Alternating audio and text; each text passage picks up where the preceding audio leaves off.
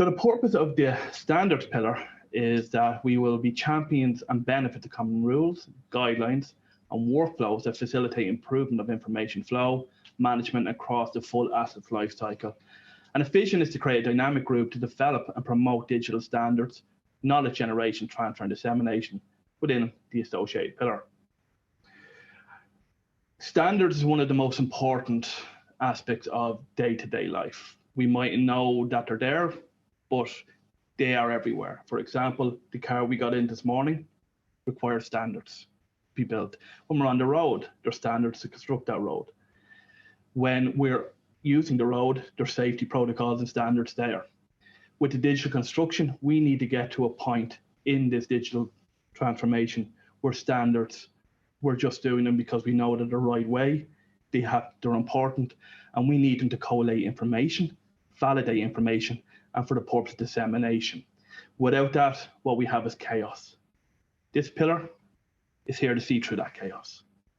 The whole purpose with that, one of the most key parts is to target the SME community, which represents 99% of the industry.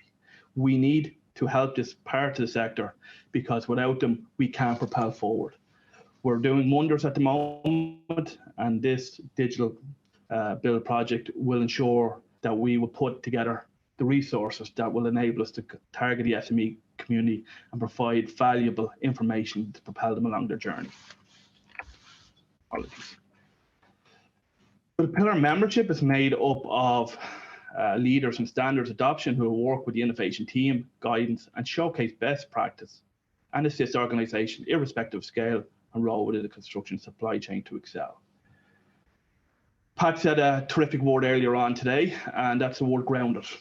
And I firmly believe that we don't necessarily need experts in standards in this pillar. It helps to a point, but what we need is people that are grounded within the industry, that are using digital construction technologies. They know what they have to create. They know that they have to get to a certain point, but they're not too sure how to structure it, how to standardize it, and how to, I suppose, see through the chaos. And they're a vital part of this pillar. And that's why I believe the membership is made up of people that are directly mature within this area, and then people that are only coming to the forefront. And I think both bring an equal measure of perspective to this pillar.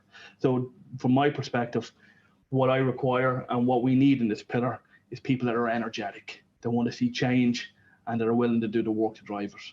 And the membership we have at the moment certainly equates to that.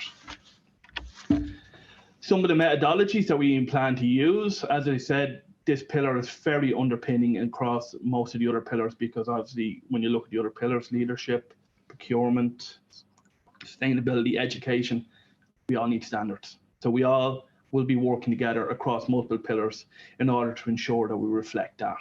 We see workshops, surveys that Roisin and Ted discuss, taking the data from them and using them to cross-reference the standards and the information that we plan to develop, well, not develop, to apply, looking at adoption of stakeholder analysis, interviews, working in work package 5 with the living labs, develop of case studies, focus groups, industry-wide consultations with SMEs, designers. We've different target groups put together, demographics, that we intend to do different consultations at different periods.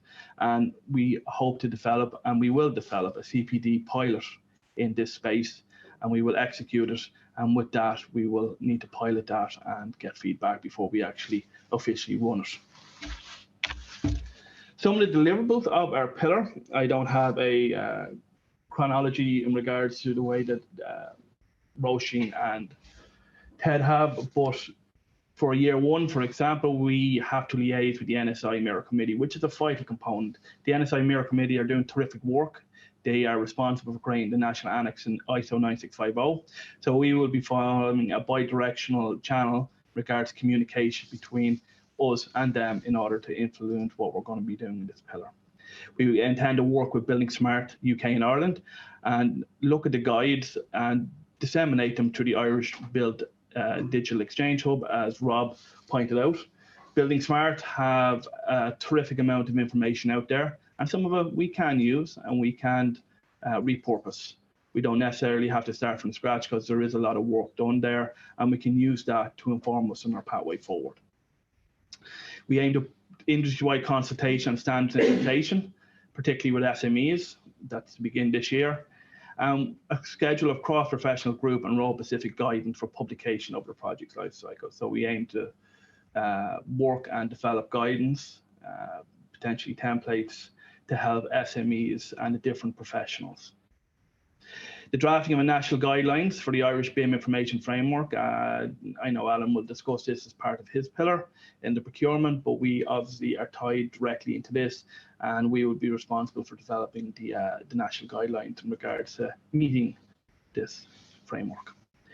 Working towards a CPD in regards to standard usage that we can disseminate towards the industry in order to upskill them, and that will be aimed at obviously a range of stakeholders. And that's quite important, because I think when I talk to a lot of people out here, this word of education and upskilling different stakeholders all the way to the client down to the handover team is vital. And standards will provide a base point in order to facilitate how we upskill and how we train people, because if you look at the ISO 9650 standards, it's fairly straightforward. Once you get into them, they look difficult, but they form a structured pathway and understanding what different people do at the different stages of the process.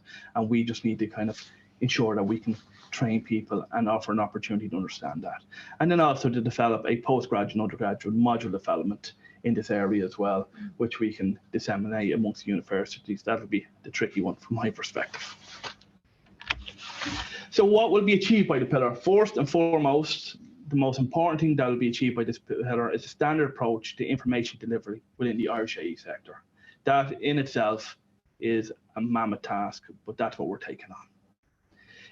To create educational pathways that will provide channels for upskilling in digital standards, the dissemination of national guidelines for standards usage, dissemination of cross-professional group and role-specific guidance, and also on a constant basis, best practice, horizon scanning and benchmarking concerning digital standards adoption.